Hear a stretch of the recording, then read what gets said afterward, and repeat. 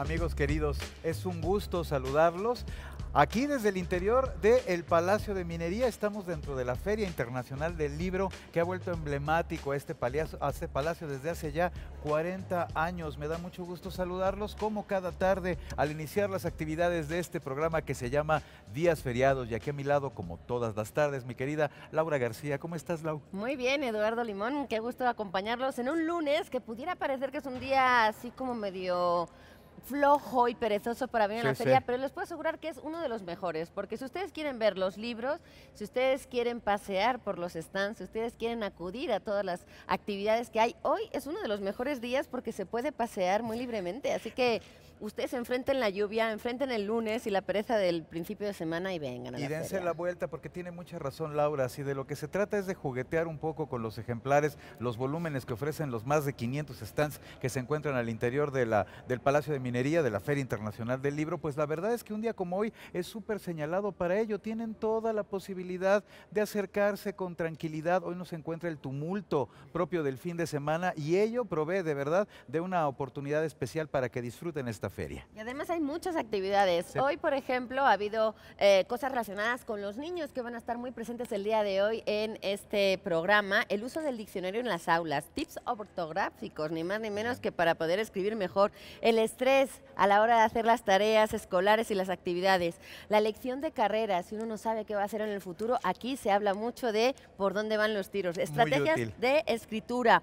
Se habla también de comunicación para los postmillennials. Ya no lo hablamos a los millennials, ahora están los postmillennials, por si alguien tenía alguna duda de cómo llamar a la siguiente generación. Acá la llamamos postmillennials. Postmillennials, y a mí me da vértigo, porque imagínense si de repente la comunicación con la banda más joven es por brillante, de repente avasalladora, ya me imagino para platicar todavía con los que vienen detrás. Nuevo León sigue siendo protagonista en esta feria y parte de sus actividades están dedicadas al estado invitado. Estuvo por aquí ni más ni menos que Antonio Ramos Revillas, gran impulsador de la feria desde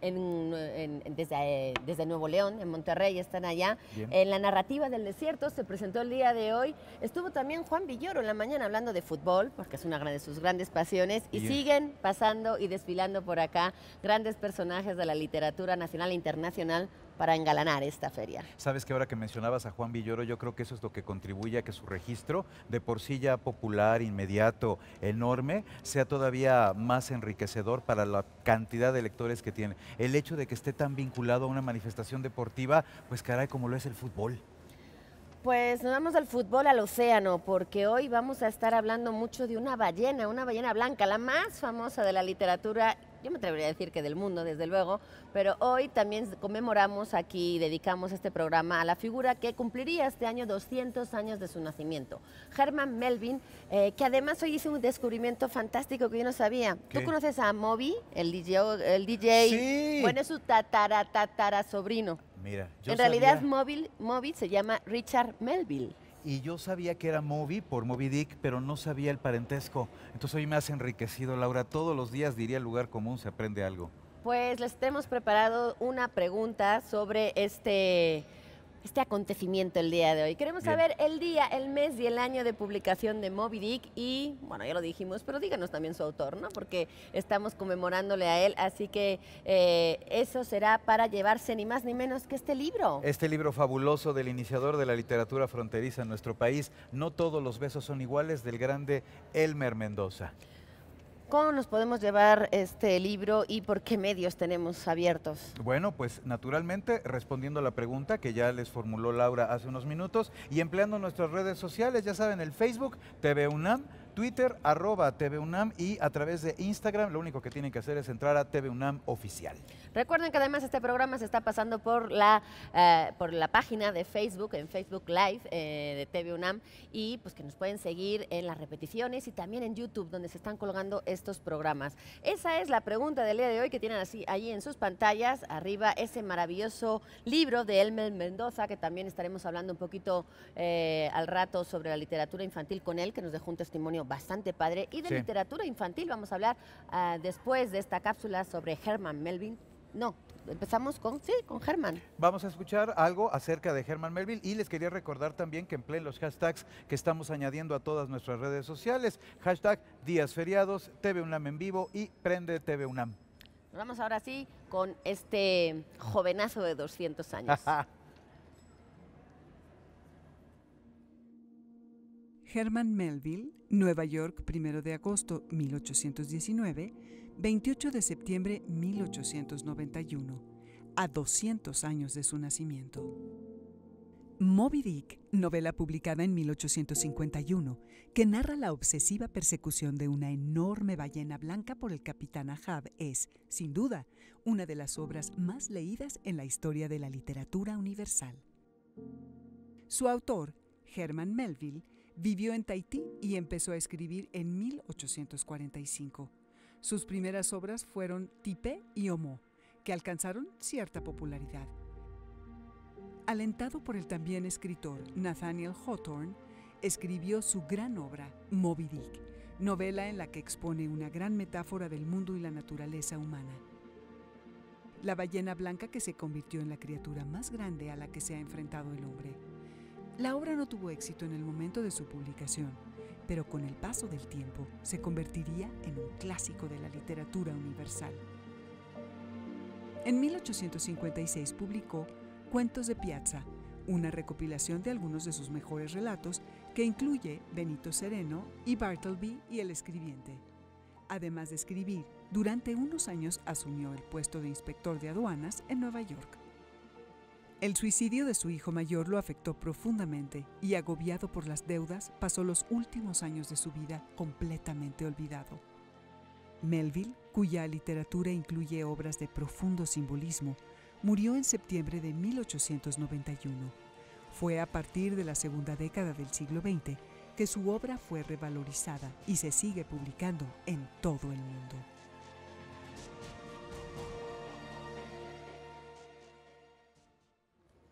Pues ahí teníamos unas pocas pinceladas sobre la vida apasionante de este autor, que desde luego, como mejor se le puede homenajear siempre es leyéndolo.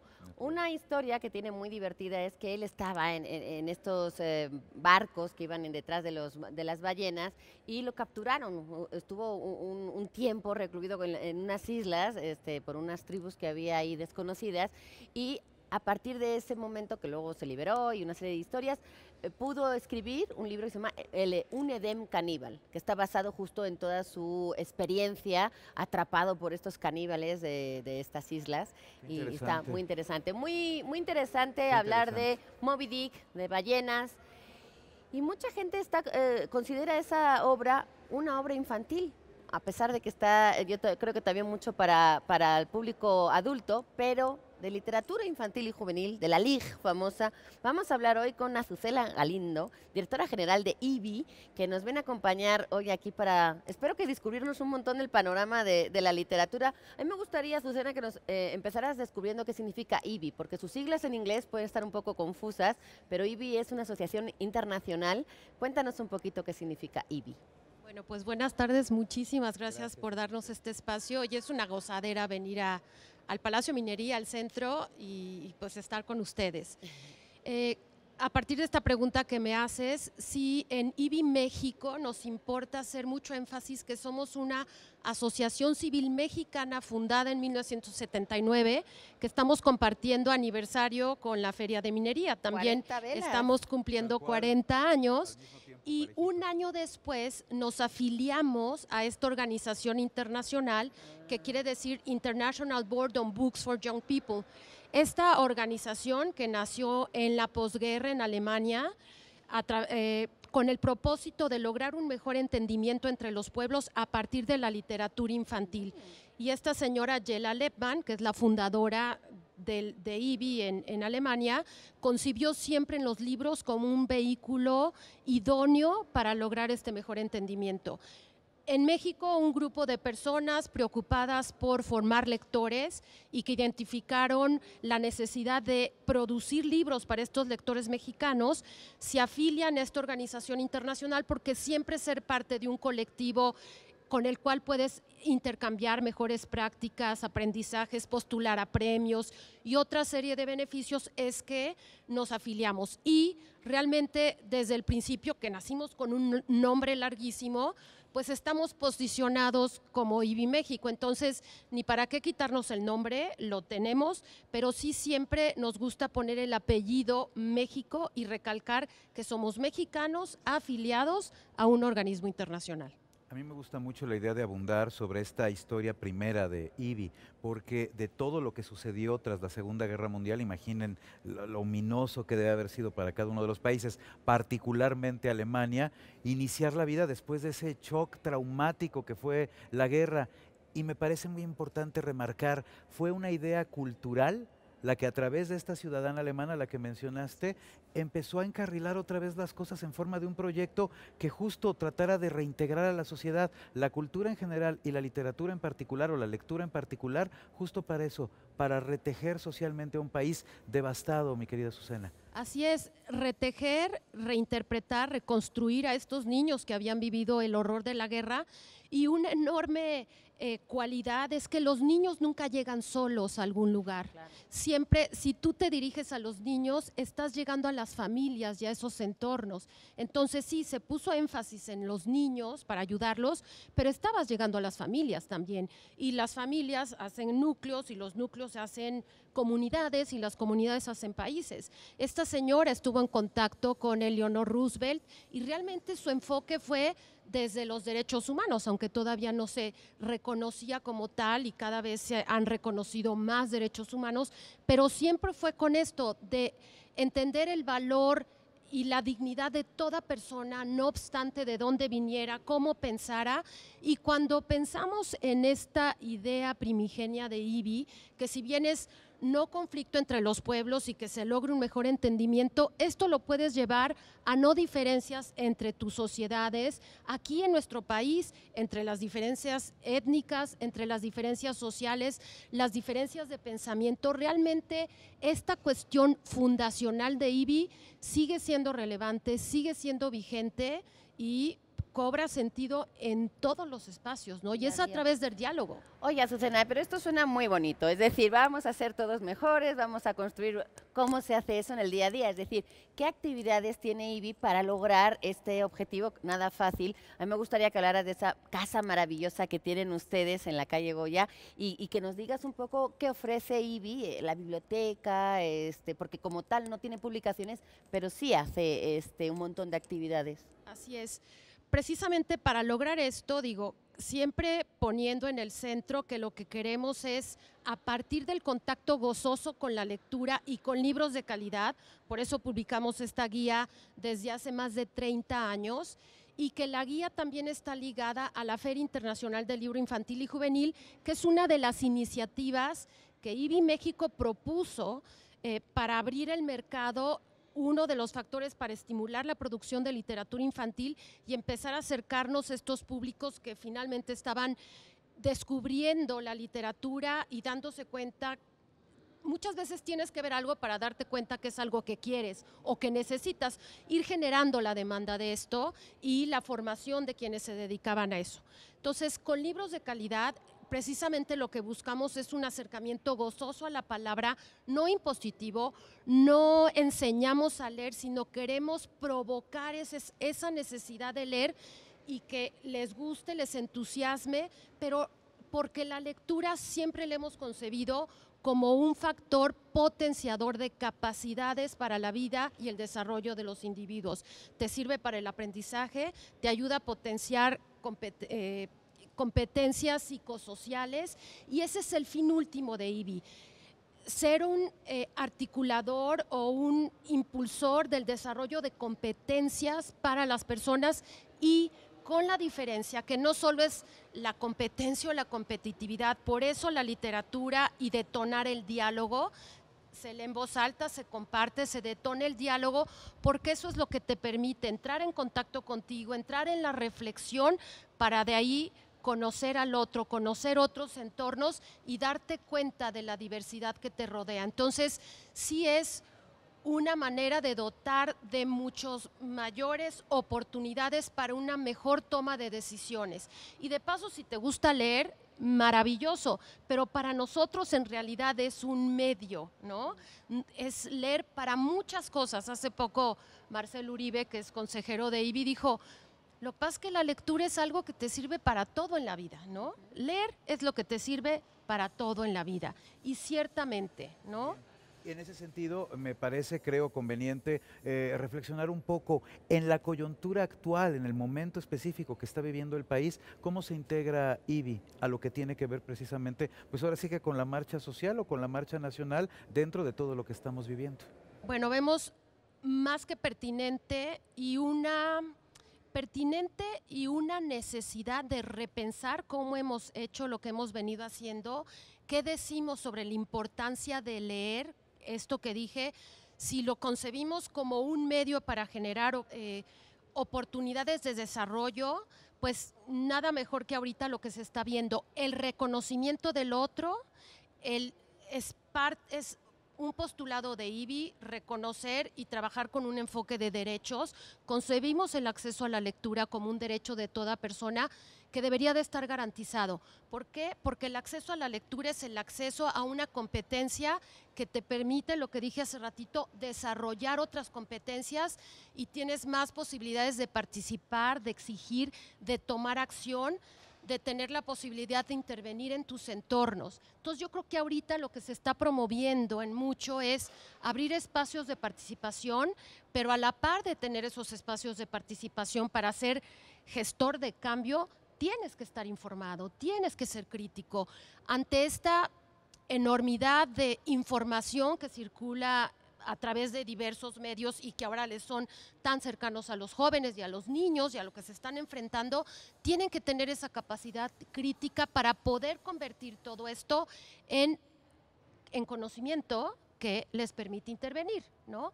E insisto y quiero regresar hacia el tema de la literatura, y que la usamos muchísimo y no por eso no usamos teatro, ensayo, Claro. textos, divulgación, todo esto, pero la literatura sí esta parte de generar este sentido de empatía y de reconocimiento del otro y de la otredad, y porque lo hemos dicho, hay muchas maneras de sensibilizarte a través del arte, pero la literatura realmente te permite ponerte en los zapatos del otro.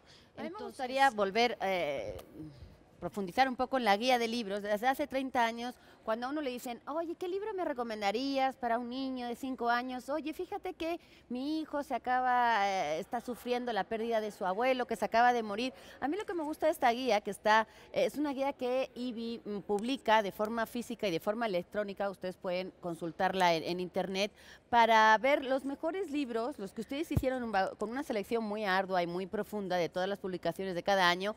La van dividiendo por temas, por edades, por qué tanto uno está cerca o no de los libros.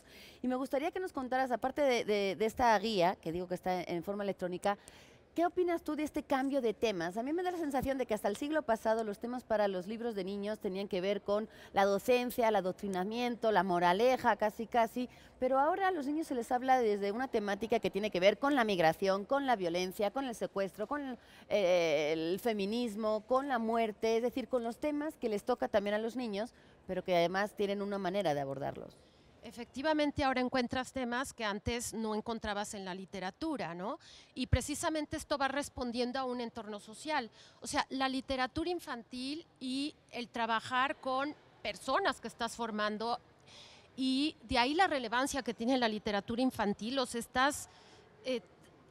Si yo fuera autor de literatura infantil, sentiría una enorme responsabilidad de lo que le estoy haciendo llegar a este lector. Y además, pues es infantil, o como nosotros quienes estamos en el ámbito de la LIC decimos, ojalá le quitaran ese adjetivo, porque cuando es literatura de calidad, igual apela al adulto que al joven, que al niño. Entonces, efectivamente, ahorita ves temas, migración, acoso, diversidad sexual, otro tipo de religiones, familias diversas, ¿no? temas que antes no veías porque finalmente sabes que son preocupaciones que ellos tienen, bueno, que todos tenemos, pero cómo lo hablas a ese lector, de ahí la guía, por eso la dividimos en etapas lectoras, porque no tiene las mismas competencias un gran lector que alguien que empieza a leer, pero igual se le puede acercar un tema a alguien que empieza a leer, que puede ser un tema difícil, pero la manera en cómo se lo acercas es diferente que cómo se lo va a acercar a un gran lector. Y ahorita que estamos hablando de la guía, también algo que nos parece muy importante y es una línea transversal de trabajo de IBI en todas las maneras en cómo llevamos a cabo esta manera de contagiar el gusto por la lectura, es cómo capacitamos a quien hace de puente entre los libros y los lectores. Eso es fundamental. Los mediadores. Los mediadores, porque Justamente. un gran paso es que haya libros al acceso, pero no automáticamente van a volar, ni las personas o los niños van a querer como dulces irse a leer el libro. Tienes que provocar esos encuentros, y el cómo provocas esos encuentros es ahí donde está pues la experiencia que hemos acumulado y que trabajamos tanto en aula, porque trabajamos capacitando maestros como promotores culturales, como gente que trabaja en cárceles o en poblaciones rurales, poblaciones mineras. Realmente este método de cómo acercar a la lectura puede cobrar vida en muy diversos entornos, ¿no? Bien, se trata en todo caso de una gran estrategia de desarrollo personal que gravita alrededor de la palabra literatura, lectura. Azucena Galindo, muchísimas gracias por haber estado aquí con nosotros y además por presentarnos todas las actividades de IBI México. Y bueno, si me permiten, invitarlos evidentemente a nuestro espacio físico, pero también que visiten nuestra página porque ahí van a encontrar Ahí vas más a encontrar información. ibimexico.org.mx, ahí están, y ahí encontraremos todos los talleres y Todas todos los nuestras horarios. actividades, parte de lo que hacemos, y está publicada la guía de libros en digital. Y están todos nuestros correos de contacto, siempre nos entusiasma muchísimo cuando se acercan a nosotros para alguna orientación o para decirnos que se quieren venir a trabajar con nosotros. Pues muchísimas gracias, Azucena, ha sido un Gracias, auténtico Azucena. placer y nosotros vamos a seguir hablando con otro grande de literatura infantil porque nos encanta. Es momento de irnos hasta Culiacán para hablar con Elmer Mendoza.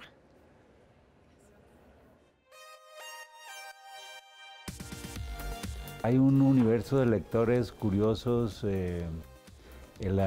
muy amplio. Yo creo que nosotros estamos ahí, hay figuras notables entre la literatura juvenil, infantil, claro, de nuestro país. Todos tenemos una parte de nosotros mismos que está dispuesta a seguir los buenos ejemplos, sean de quien sea, si son en la realidad o si son en la ficción. Y yo creo que eso es lo que hace que la literatura infantil y la literatura juvenil tenga el éxito, ¿no? Verónica Munguía, Mónica Broson, Alfonso Oregel, es decir, que están produciendo una literatura con mucha seriedad y con mucha aplicación. Y yo me atrevo a decir que actualmente la literatura mexicana para jóvenes tiene muchísima personalidad, tiene muchísima fuerza y también hay una variedad de géneros que tienen que ver con el desarrollo de estas edades tan complicadas, de los púberes a los jóvenes de 19, que ya más o menos sabe uno por dónde va a ir. Leer produce un sentimiento de pertenencia que es muy complejo. Conozco muchos jóvenes que recuerdan eso como un impulso, digamos, a la personalidad para socializar, pero para socializar no mirando, sino actuando. Entonces, ellos son personajes. Y cuando ellos son personajes, siempre hay como un sentimiento de identificación cuando leen las novelas y hay 80% de probabilidades que les guste y que la terminen de leer. Y lo siguiente es que busquen otra. Y bueno, México necesita personas así, ¿no? Si hay algo que yo le admiro inmensamente a Elmer Mendoza es que además de tratarse de la estatura de autor del que se trata, es un gran ser humano, una gran persona. Gran platicador, sin duda. Sí, Ese sí, sentimiento de pertenencia al que él alude, que está increíble, que la lectura también nos aporta. Bien. Y a pesar de que él dice que no miremos, que actuemos, nosotros sí le vamos a pedir que nos siga mirando todos los días aquí en Días Feriados a las 6:30 por TV UNAM, porque aunque quedan 2 minutos para dar ya ganador. Unos minutitos, sí, exactamente. Hoy nos pusimos muy precisos en qué fecha, día, mes y año se publicó Moby Dick de Herman Melville. Y bueno, pues aquí ¿En qué tenemos... calle, en qué Exacto. hora? Qué largo de cabello tenía Melville a la hora de dibujar Pero esta sí, sí historia sobre la gran acertaron. ballena. Se acercaron mucho. Moby Dick se publicó el día 18 de octubre de 1851. Su autor, como ya lo hemos multimensionado a lo largo de esta transmisión, fue el escritor Herman Melville. Y bien, @Gauichaco, que de todos modos en unos minutos se van a comunicar contigo para ponerse de acuerdo, es quien se lleva este librazo de En Elmer Twitter, Mendoza. pero tenemos también ganador en Exacto. Instagram. En el caso de Twitter y en el caso de Instagram, Midbus9 es también el ganador, que se llevan No Todos Los besos son iguales. Exactamente, de Elmer Mendoza, para que lo puedan disfrutar en sus hogares. Ahí está Gauichaco por el caso de Twitter y Midbus9 en el caso de Instagram. Son quienes contestaron muy bien la pregunta Hay que y se llevan decir su premio. que Azucena Galindo, que estuvo hoy con nosotros, nos dejó además guías que estaremos Muy bien, dando de regalo esta semana, así que estén bien atentos y sigan con nosotros las transmisiones, porque vamos a estar regalando esta guía de libros que les digo que es fundamental cuando la gente esté preguntando, Sí. buscando a quién regalarle y no conozca bien los gustos. Esto es una garantía, así que eso fue todo por hoy. Todo se nos va como agua el programa. Muy bien que has mencionado en todo caso lo que tiene que ver con la guía de libros infantiles y juveniles. Bien lo señalabas, si hay una labor especializada que tiene que ver con divulgación de los volúmenes que en este momento están generando ya no solo La Vanguardia, sino el mercado editorial completito en lo que tiene que ver con infantil y juvenil, es precisamente la guía de libros infantiles y juveniles de IBI México, que muchísimo les recomendamos, mi querida. Y como complemento, venir a esta feria del libro, por supuesto. Recuerden que todavía está esta feria en el Palacio de Minería hasta el lunes 4 de marzo. Así que esto fue todo por hoy. Muchísimas gracias, Eduardo Limón. Muchísimas gracias, mi queridísima Laura García. Mañana más y mejor en días feriados aquí en TV UNAM. Aquí nos vemos el día de mañana. Muchísimas gracias. Pasen gran tarde.